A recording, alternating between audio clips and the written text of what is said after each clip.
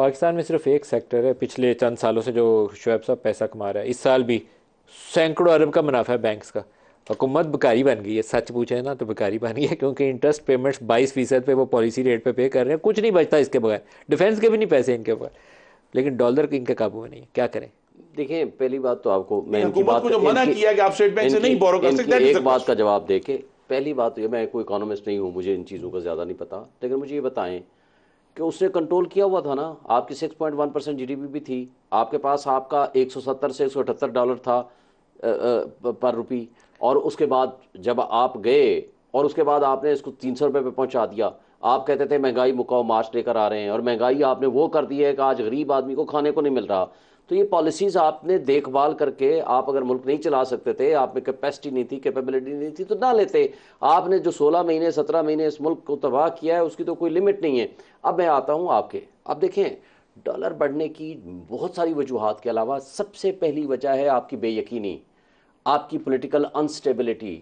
आपका मुल्क के अंदर कोई ना सियासी इस्तेहकाम है, ना आगे पता है कि सियासी इस्तेहकाम आएगा। जो मोस्ट पॉपुलर पार्टी है, आप उसको क्रश करने में लगे हुए हैं, तमाम इदारे लगे हुए हैं। उसको आपने दहशतगर्द बना दिया, उसको आपने हर हाल में आपने कहा जी इनका कोई वर्कर भी हमने नहीं छोड़ना, और जिसको 80% लोग चाहते हैं। देखें, फ्री एंड फेयर इलेक्शन, आज तो जबर और खौफ की फिजा खत्म होनी चाहिए। केयरटेकर बैठे हुए हैं, निगरान बैठे हुए हैं, कोई मुखालिफ पार्टी नहीं बैठी हुई।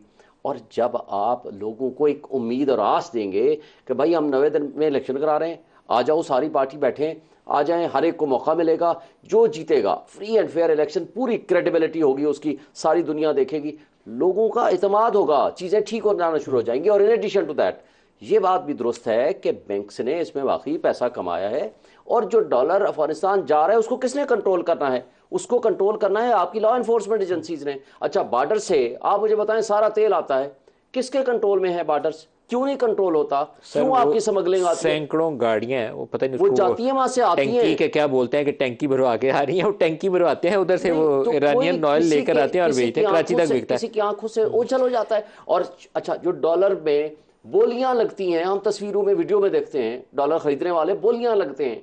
मैं तो आपको बताया 25 रुपए इजाफी दे के ब्लैक में लोगों ने खरीद के पैसा यहाँ से बाहर भिजवाया। इसके बाद